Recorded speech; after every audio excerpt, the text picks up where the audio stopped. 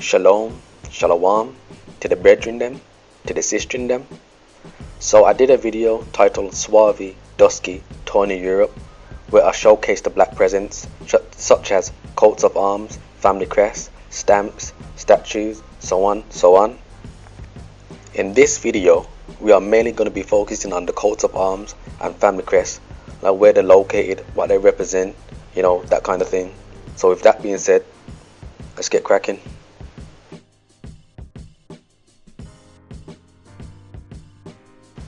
You see this right here? This is the Zuikau Arms. Now Zuikau in itself is a town located in Saxony, Germany. Let's read this little excerpt right here. It was mentioned in 1115 as a trading center. Oh, sorry, not 1115. 1118 as a trading center. It developed as a German imperial city between 1135 and 1145 and became a royal market about 1150. For those who don't know, an imperial city is just basically towns of the Holy Roman Empire that was subject only to the authority of the emperor during that time period. What you see in the arms on the top left, you can see the black man with a scepter in his hand. Here are some postcards and stamps. Same thing, black man, scepter in his hand. Now why would you have a black man representing your arms? And as I stated before, this is in Saxony, Germany. You don't think of so-called black people when you mention Germany. Let's get even more images. Actually, let's get a live image. You see this right here?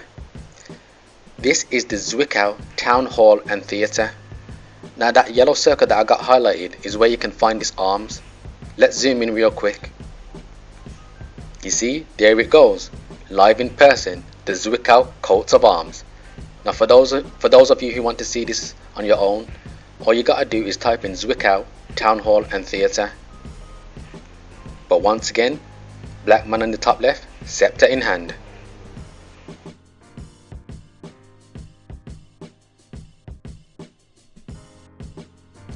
Now you see this one right here? This is Moringa Crest. Now Moringen is a state of Baden-Württemberg, Germany. The city was established in the late 1300s. And this symbol was used to brand everything. It was also used in the seals of the city. But this symbol was authorized in 1470 by the Holy Roman Emperor Frederick III. And yes, Frederick was also a so-called black man, as was the whole of the Roman Empire, the Holy Roman Empire. As a matter of fact, let's just get into that right now. Let's prove that. We're going to prove that blacks ruled over the Holy Roman Empire.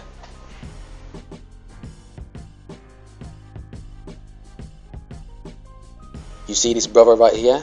This is a portrait of Roman Emperor Charles V. Now, not only was he Roman Emperor, he was also Archduke of Austria, he was also King of Spain, he was also Lord of the Netherlands as titular, and Duke of Burgundy. Now, I knew the Holy Roman Empire was big, but man, this dude almost literally took over the whole of Europe. That's how known this dude was, man. But let's get another image of him. Now this is an excerpt from the Inca King list. Let's read. A panel from the painting in the Larco Museum in Lima, Peru, depicting the Inca emperors. This panel shows the last 7 Inca emperors and the subsequent first European emperor of the Inca, Holy Roman Emperor Charles V. And as you can see, the Incas were also so-called black. It just goes to show you, man, how widespread so-called blacks were. and your boy Benjamin Franklin attested to this, where he said that the whole of Europe was suavi and tawny, meaning dark-skinned, as the Americas, roughly paraphrasing in his letter. But as you can see on the far right, King Charles with a crown on his head. As a matter of fact, let's just zoom in even more.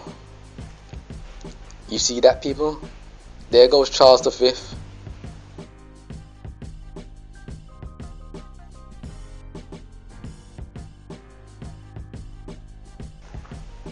This right here is a coin of Roman Emperor Ferdinand III.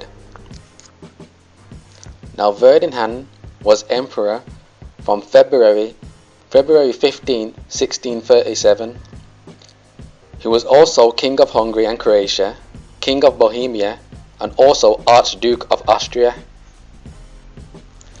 We're also gonna show one of this dude's sons. This is the second son of Ferdinand III, Holy Roman Emperor Leopold I. You see the images that I got here, the portraits and the coins? You tell me if that's a black man or not. You see this symbol right here? This symbol was used by the Holy Roman Empire. The Holy Roman Emperors used this as an imperial banner. One of the main families that used this symbol was the Habsburgs. This statue right here is one of my favorites I love to showcase, because it just speaks for itself, man. This is a Moor statue located in Schaffhausen, Switzerland. And you see how the brother is decked out? He's got the golden chalice in his hand. He's got the regal clothing on. He's got the jewelry, you know, the ring in his ear, the silver chain around his neck, the rings on his finger. But look at that shield that he's holding. You see that double-headed eagle symbolizing the Holy Roman Empire. You know, the Habsburgs. The fact that this statue is still up and still in such good condition is actually surprising. No nose is broken off. It's not bleached out. It just goes to show you, man, how many of these statues are still in Europe. And I've showcased more statues. Just watch my first video, Suavi Tawny Dusky Europe. The statues are literally at the beginning of the video. But going back to the shield, as you can see, the double-headed eagle, and it's being held by a so-called black man, proving that so-called blacks ruled the Holy Roman Empire. Don't let them lie to you, man. You cannot allow another race or demographic to teach you your history. They are always going to lie to you. And you want to know what's crazy also? A lot of our people in the knowledge, and when I'm talking about in the knowledge, I'm talking about black people knowing who they are in the Bible. They have no idea about this history, man. A lot of them also fall for the mass slave narrative. Our people in the biblical knowledge think that we've been enslaved since 70 AD, man. And in no way am I trying to say that I'm better than them because I know this and they don't. That's not what I'm saying. Hey, it just is what it is. Here you have Albert and Dorothea. Now these two married each other. Albert, the 37th Grand Master of the Teutonic Knights and 1st Duke of Duchy of Prussia. Also his wife, Dorothea, Princess of Denmark and Duchess of Prussia. We're going to read some information about them from the Real History WW. It reads, Dorothea, Princess of Denmark, mother Anne of Brandenburg, was a German noblewoman. Anne was the daughter of Johann Cicero, Elector of Brandenburg, and Margarethea of Saxony. She was born in Berlin, Brandenburg, and died in Kiel, Holstein. After her father's ascension to the throne in 1523, a marriage was suggested to the English claimant to the throne, Duke Richard of Suffolk, who was supported by King Francis of France but without success. In 1525, she received a proposal from the newly made Duke of Prussia. The marriage was arranged by her father, German Chancellor Wolfgang von Utenhof. It was conducted 12th of February 1526, and Dorothea arrived with a large entourage in Königsberg in June. Dorothea had a very good relationship with Albert, and this contributed to a good and active contact between Denmark and Prussia, which continued during her brother's reign until her death. But as you can see here, two light-skinned so-called black people. Now this is what Benjamin Franklin would call tawny. You know, that light brown to mid-tier brown? That's what tawny is. Here we have Abram Petrovic. And to my surprise, when I typed this dude's name in, it actually showed him as a so-called black man. And you know they don't usually do that. So I'm like, what's the catch? What kind of narrative have they spun on this dude? And not to my surprise, they went with the route of he's an African and he was the king's bodyguard. That just remind me, this is one of the lies that they love to tell about black nobility. You know that image I showed you of Charles V? Do you know they tried to say that was the king's bodyguard? I shit you not. Whenever images of black nobility come out, or ancient artifacts, relics, statues, so on and so forth, and they can't lie about it, they're always gonna go down that route that he was just a servant, no matter how the image is depicted. But we're going to read what they say about Abram. They said he was a Russian military engineer general, a nobleman of African origin, kidnapped as a child. Gannibal was taken to Russia and presented as a gift to Peter the Great, and he was freed and adopted and raised in the emperor's household. Oh really now? Bro, they always do this. It's not the first time I've heard something like this, talking about, you know, they will make up some kind of lie, like a European nobility went over to an African village and he saw some African villagers fighting, and he seen the dude as a great mighty warrior, and he asked that dude to join his army, and he was see him as an equal and not as a slave. That's the type of shit that they will come up with to try and explain away black nobility. This is why I don't believe this. Hey, I could be wrong, but I doubt it. But we're gonna read down further. Listen to this. Abram eventually rose to become a prominent member of the imperial court in the reign of Peter's daughter Elizabeth. He had 11 children, most of who became members of Russian nobility.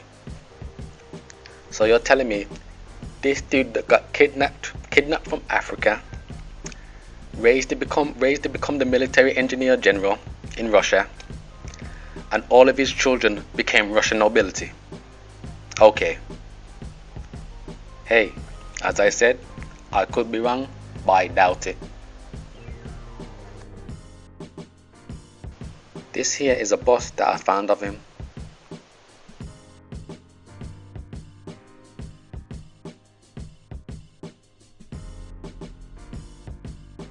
This is the Mittenwald Arms. This was the symbol of Bayern. For those who don't know, Bayern is the largest land state in Germany. And this arms was the symbol of the Freising bishophood from the 7th century. Now Freising was a state ruled by the bishops, and it was the bishops who established these arms in the early 1400s.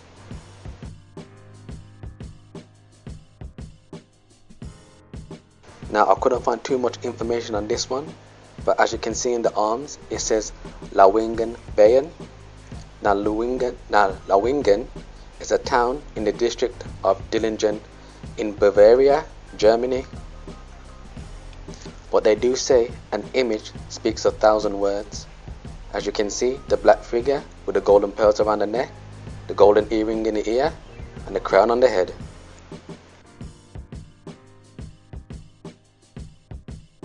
This is Zuikau Arms.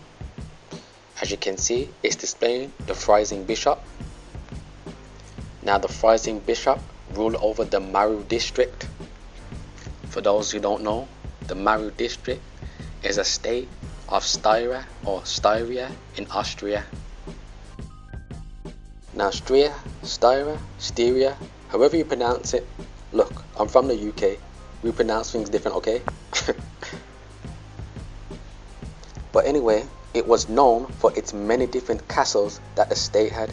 This is where you can see the bishop standing on top of the castle.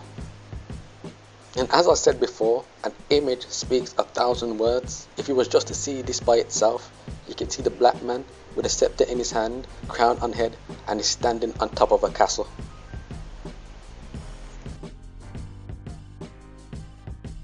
This piece of heraldry right here is near Ulm Kreis. Now, near Ulm is the capital of the Near Ulm district and a town in Swabia, Bavaria. But as you can see within the crest, the black woman figure ordained in a crown, and she's holding the mitre or mitre hat, however you want to pronounce it. And this is the hat that the popes use. It has nothing to do with Christ, the Most High, or the Bible at all. The Catholics just use the Bible as a front. That hat is actually in the veneration of the Canaanite fish god Dagon. And you see, this is one of the reasons why our people fell. Now you might be saying to yourself, what do I mean? I'm talking about all the idol worship our people were doing, man. Now you see these images? This is what our people was worshipping. Now they love to tell you that this is the Virgin Mary and baby Jesus. That is not the Virgin Mary and baby Jesus. This is Semiramis and Tammuz, Isis, and the divine child, mother goddess, whatever the heck you want to call it. And even if this was baby Jesus and the Virgin Mary, you're not supposed to be bowing down to idols anyway. So it doesn't matter which way you look at it. But our people were going way the hell off, man. It wasn't just this. Our people were doing all types of abominations. But idol worship is one of the main things that they were doing. They were also praying to dead saints, killing each other, incest, so on, so forth. All types of madness, man.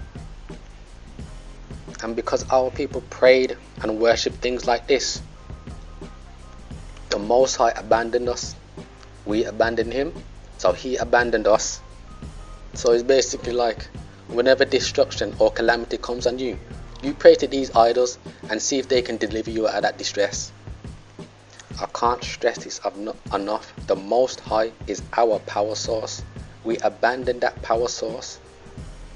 So this is why we have no power. You know, you have to wonder why. If we were ruling like this, how did it get this bad? I mean, look how destructive the black community is right now. Look at you, you have no identity.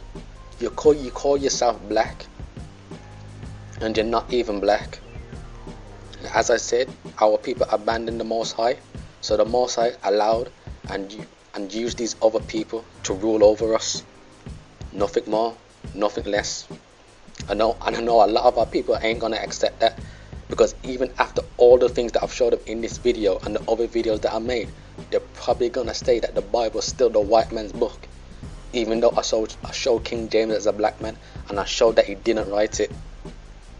They're probably still gonna be on that. We need to pray to the ancestors to guide us and worshiping the dead.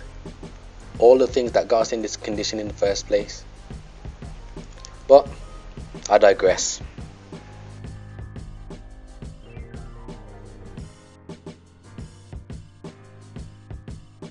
What you are looking at right here is the roll of arms, and you can find this at the National Museum of Switzerland. We're going to read the excerpt I have here. It reads, "The parchment roll of Zurich coats of arms is one of the most important and particular documents of medieval heraldry. Today, the roll consists of 4 parts of different lengths that can be joined together to form a 4-meter long roll. 559 shield-shaped coats of arms of the high and low nobility from northern Switzerland, southern Germany, and western Austria are depicted on both sides, always wreathed by crest." Now let's get some of the black figures that are on this roll of arms. Now you see all the black figured heraldry people? Oh, and you can see on the second one, there goes the Freising bishop again.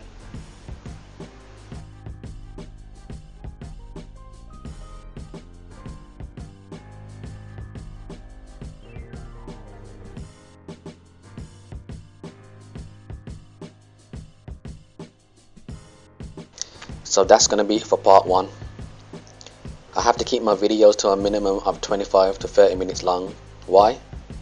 Because let me tell you something, when I uploaded that first video, that was almost an hour long. It literally took me hours just to export it and then upload it to YouTube. But I will be making a part 2, part 3, however long, because I have many more coats of arms and heraldry to go over. But we're going to end with this. Now a lot of you may already know this by now. Now this is Benjamin Franklin's letter called Observation Concerning the Increase of Mankind, where he confirmed that Europe and the Americas were inhabited and ruled over by black people. Now we're going to skip down to the part that we want because I already brought this out in my first video. So let's read.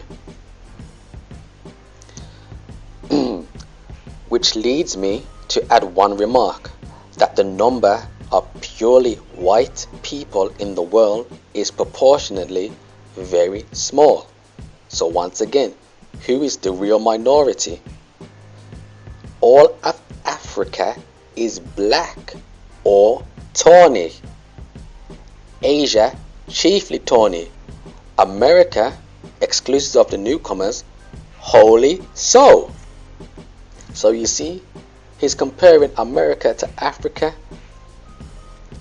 because it was inhabited by black people, different shades of brown, tawny, swarthy, dusky, copper colored. These are all terms used to describe black people. But let's continue. And in Europe, the Spaniards, the Italians, the French, the Russians, didn't I just show you a Russian general? And Swedes are generally of what we call a swarthy complexion. Swarthy meaning dark in complexion. Just go look up that word. As are the Germans also.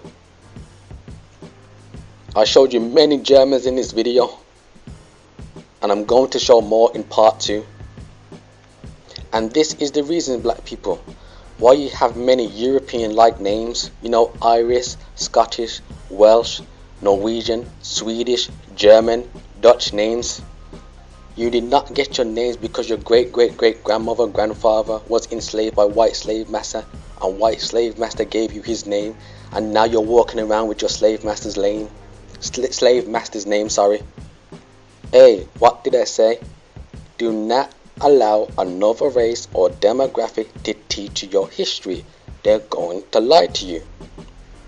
And I have to give a shout out to Chronicles of Judah 144, because he did a video on this, stating blacks didn't get their names from white slave master. Just go look up his video. It's called Welsh Names Equals Black Names. But this is gonna be it for part 1. As I said, I will be making a part 2, maybe part 3, part 4. because I have many more to go through. So make sure you check in for when I do part 2. With that being said, giving all praises to the Most High Yahweh, giving acknowledgement to Hamashiach Yahushai. Deuces.